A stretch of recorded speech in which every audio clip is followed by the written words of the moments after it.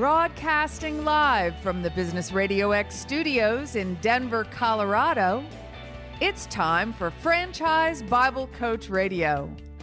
Now, here are your hosts. Hello, everybody, and welcome to the Franchise Bible Radio Show broadcast with Rick and Rob. I wanted to say hello and let you know we're in week 4 of the Fight for Your Franchise Challenge.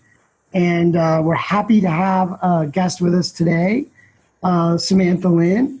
And I wanted to introduce her. She is the Vice President of Marketing at Premium Service Brands. And she is also the Executive Director at Kids Lift. And we want to talk a little bit more to her today about Kids Lift and Premium Service Brands and how they're impacting communities across the country. How you doing, Samantha? It's nice to have you on the program today. Thank you so much for having me. I'm really happy to be here. You bet. And it's great. It's very interesting and love to talk about this topic, having kids myself and school-age kids. And so it's a great topic to talk about.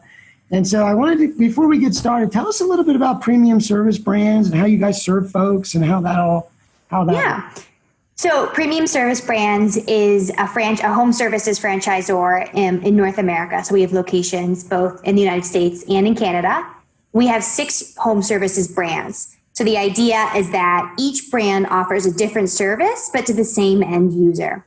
360 Painting, ProLift Garage Doors, Made Right, Handyman Pro, KitchenWise, and our newest acquisition, Renew Crew. Wow. So that keeps you pretty busy, I guess, on the marketing side of things? Oh, I don't have that much going on. I'm so busy that I decided to also work on our nonprofit, Exactly. Which is part of marketing, right? We want to make an impact in the world.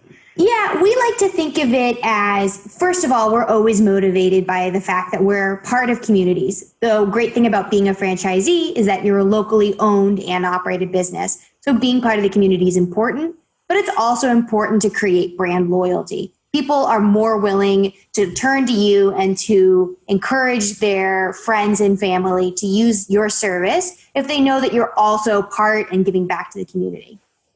Exactly. I think it's the right combination for a franchise model where you, like you said, you have local representation and a national brand behind you. So with Kids Lift, tell us a little bit about the origin of that, how you became the executive director. Yeah.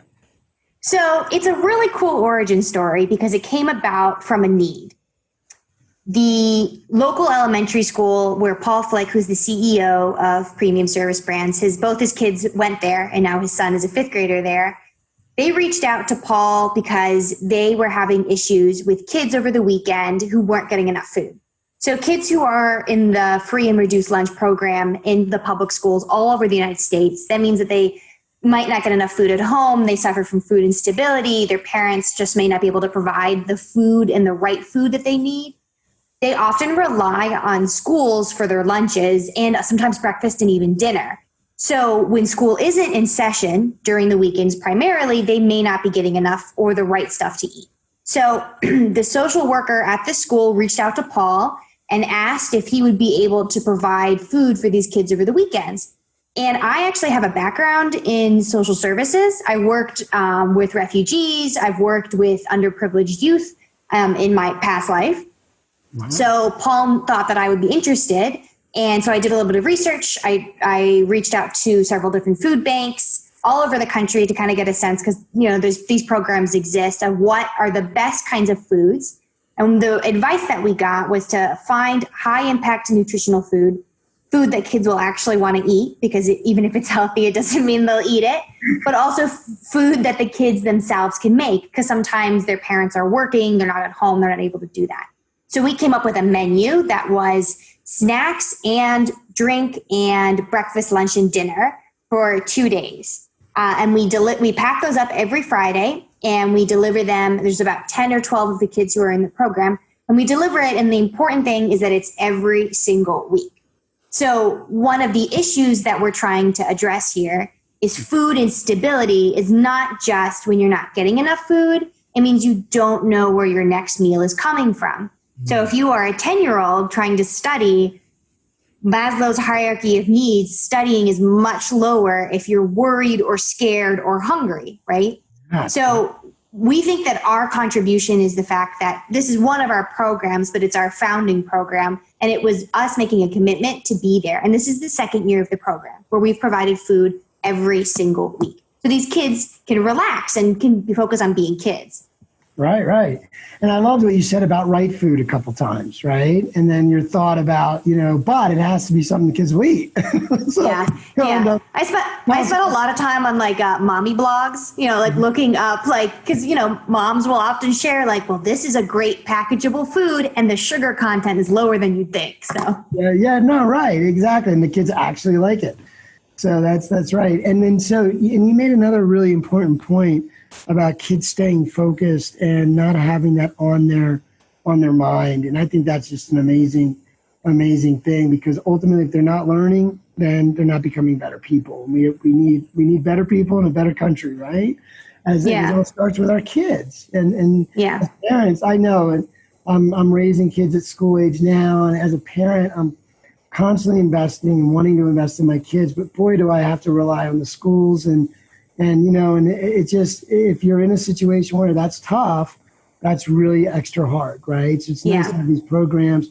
But I was learning a little bit more. I know you guys were awarded, given a pretty early award, given the age of your nonprofit.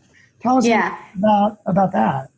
Well, so we were actually given the Newcomer Award. So it was because of our age. Well, not just because of our age, but because of how much we were able to do within just the first year of our operations. Yeah. So it was called the Newcomer Award. The Franchising Gives Back Association gave it to us in October. So it just recognized the fact that we had this unique program that had already done so much in just a year. I do want to mention since that time, we've expanded to 3 other projects. So one of the things that we do is we also provide snacks for the kids in this one specific school district. We donate over 5,000 snacks a month. And that's because the same kids who are on these free and reduced lunch programs, they can't focus if they've had lunch at 10:30 or 11. They actually have lunch really early. And then they don't go home until 4, so they get hungry, but they don't have the snacks. So we've done that. We've also done back to school backpack drive to provide school supplies for the same kids. And then we've also done a food drive, like a shelf-stable food drive for winter break. Because as I mentioned earlier, when school isn't in session, kids may not be eating. So a long period of time when school is not in session, we provided for. And those last 2 projects, we actually worked with owners, franchise owners all around the country to run that same project for their own school districts.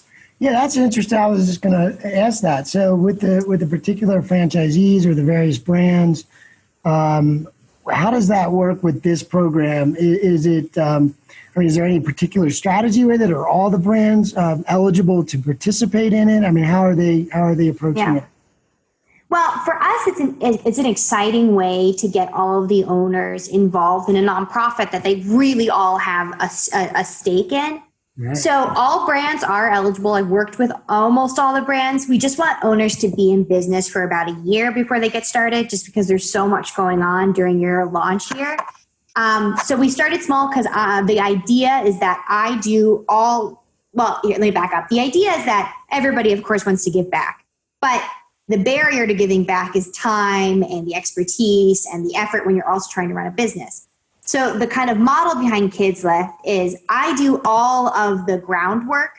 I contact the schools. I put together the project. I figure out the way that they're going to donate and when they're going to donate. And then I package it all up and I give it to the owner. And then we all do the project on the same day. Wow. You know what? We talk to franchise brands all the time. And I just think this is such a cool idea for a franchisee to be able to take advantage of. From a marketing standpoint, right?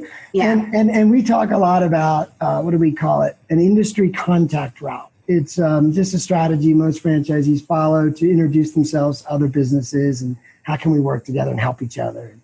But this is, and I will say that particular approach is hard, right? It's hard for a lot of people to participate in and want to get behind, and just seems like everyday sort of business marketing stuff. But when you infuse it with something that's so powerful that we all care about, right? Our kids. Yeah. And you can, that's just a motivator for the franchisee to want to do it and get out there. And you get pretty much teeing it up, giving it to them on a silver platter. All they got to do is do the legwork, which I think is amazing. So tell me a little bit about, is there any particular franchisees or any particular communities where you have some stories or just something to share? Yeah. I will tell you that every single owner we've worked with, and we've worked with 8 different ones, and we're expanding to do more in our newest project that I'm sure we'll talk about in a minute, but every single owner sends me these photos of them in front of bags and bags and bags of food, or photos of them with the school administration behind them as they're donating the food. It's awesome. Mm. Specifically, there's this one couple, Brian and Roxanne Conrad, who own 360 Painting of Naperville. And they have a little bit of a different story. I called their school district we were going to do a food drive for them during the winter break. And the administrator and I, we've talked quite a bit about what the school needs. And she was like, you know what? We actually don't need food over winter break. We need snacks. We need snacks to keep the kids in school. In class, she was telling me that kids will actually go to the nurse's office complaining of stomach aches. And what it really is just hunger. And this school district in particular has a really high, like 20% of the kids are in homeless or housing insecure situations. So they really need this. Yeah. So I talked with Brian and Roxanne. We adapted the project to fit exactly what the school district needed. And Brian and Roxanne, they reached out to their local, they've lived in Naperville for a long time. They know a lot of people. They reached out to their family and friends, to colleagues. And then they also did the project, which was standing in front of a Walmart and basically asking for snack donations.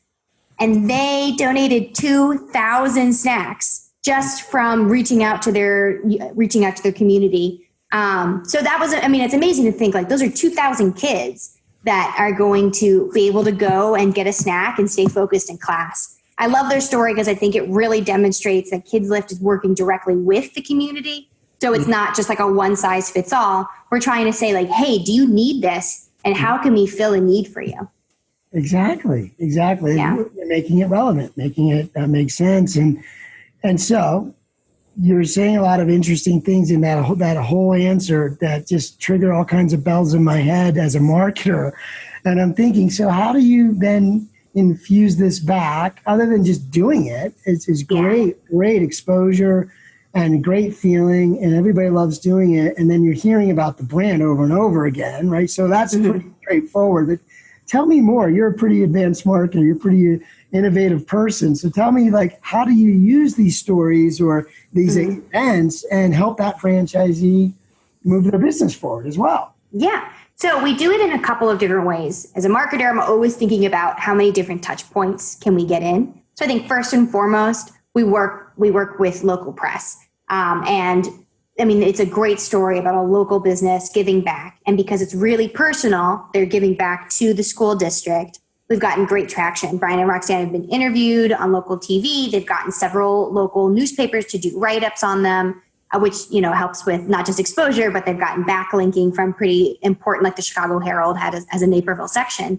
Right. We got a backlink from that, which is great. So that's on the digital side and kind of, I would say, the primary aspect. The other thing that we do is we're just putting owners in front of their neighbors by having them go to local grocery stores. And people are way more willing to go inside and buy a $5 pack of goldfish than they are to give $5. So Brian and Roxanne are able to be out there, talk to folks about what Kids Lift is. There's branded tablecloths. And then there's also takeaways. So when someone comes up and donates, we were handing out reusable tote bags as well as hand sanitizer, which has come in really handy recently. So so lots of different touch points. That's amazing. Well, you just teed up a perfect segue.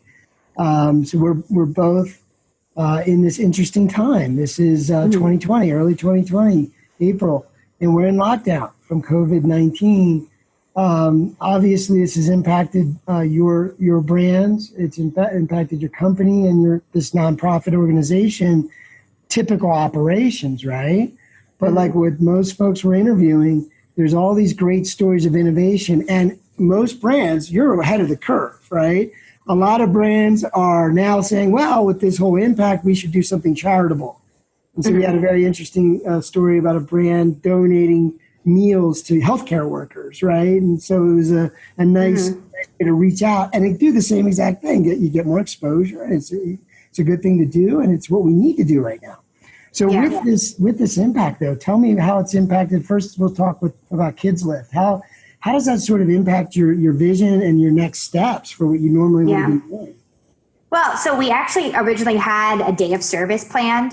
So because our projects have been kind of focused and we haven't been able to work with as many owners, we were going to do a day of service where every owner goes out on the same day and we all work in our communities. And then it's a company wide. Everybody does it. Of course, we couldn't do that because of the restrictions. So I was actually stumped for a while. I kind of thought like, we'll have to just put Kids Lift on hold, And then I was actually really inspired. So on the marketing side for PSB, we started doing free virtual estimates. And I was like, wait a minute, we could also do a virtual food drive. Amazon wish list makes it all possible. So we have set up this Amazon wish list where anyone all over the country can go on and buy the same stuff we put in the backpacks every weekend. They can buy those plus diapers, because diapers are really needed right now. And then we'll distribute to families and kids who need the food the most right now. We recognize that school is not in session, as we've been saying, school is not in session. So kids who aren't in school don't have access to a steady food source, and their families, potentially wage workers, are really suffering right now. So there's an extra need, and it just made sense for us to go virtual on both the business side and on the charity side. Wow, that is really cool. And so what are tell me a little bit about what's happening with that early on. So we just started, but we've already been able to feed 250 families. I just got an update that another 50 families received food from our virtual food drive. So, I mean, I don't mean to brag, but I'm really excited about it. I think that's awesome. Well, you could tell you're a natural at marketing in this way, right? Social marketing, if you will. And I think that's the future too. So many brands are doing things anyway. And you guys were way ahead. Like I said, now with the COVID, you're taking it up a notch. And that's just amazing to hear.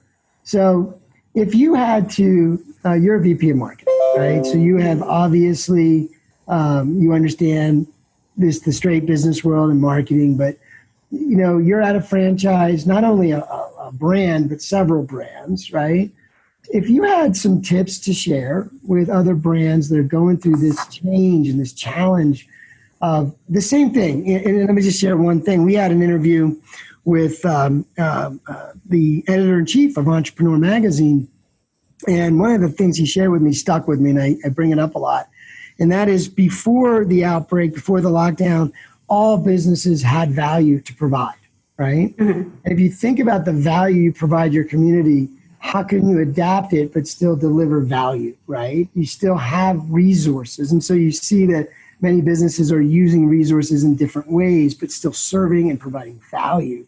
So if you were to give some tips or some ideas to other VPs of marketing, other leaders in the franchise space with how they might be innovative and serve the community this way, but yet while you're doing it, you're doing an amazing marketing campaign at the same time, because you're reaching out to audiences that never knew about you, right? And you're doing good work, and that's what they'll remember, hopefully in the months to come when things kick back into gear, right? Yeah. Tell me, what are your thoughts there?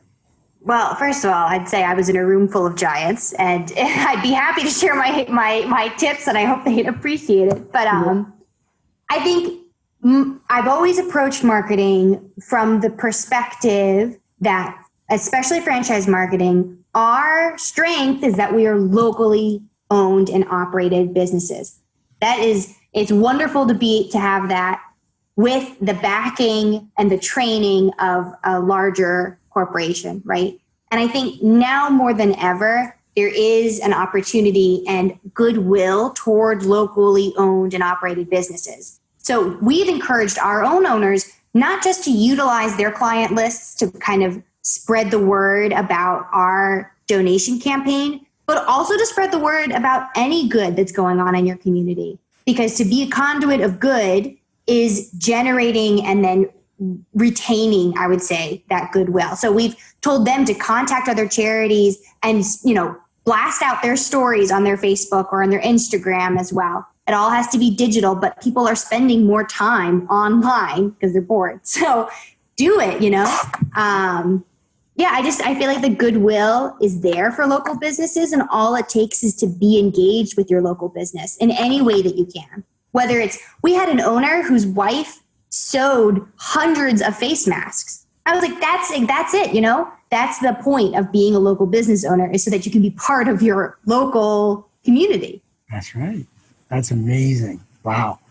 So tell me, and we're going to go ahead and wrap up, and feel free to share any last thoughts. But also, how do you think this affects franchise development for the brands and the overall growth as you approach the coming years here? Yeah. How do you think this particular event of COVID-19 will impact all that? I think it demonstrates most clearly the ability to pivot and be creative in a business, in a hostile environment. And that, I think, is the true worth of a business, is if you're able to adapt to meet the changing needs of your clients.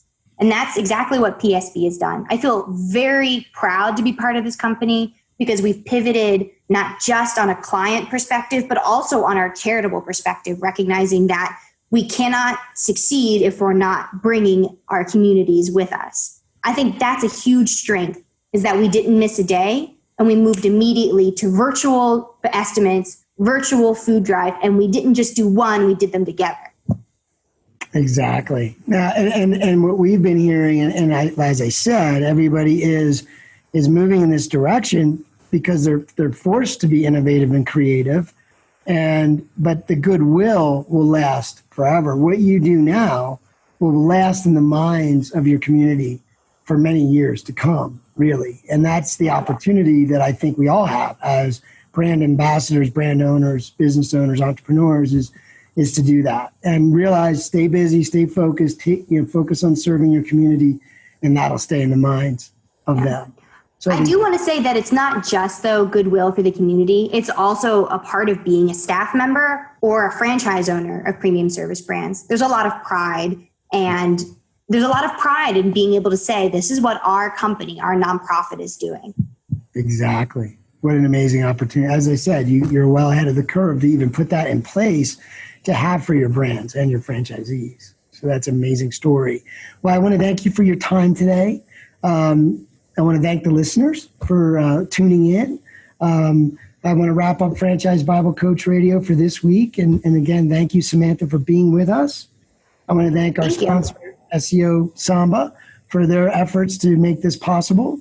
And bye for now.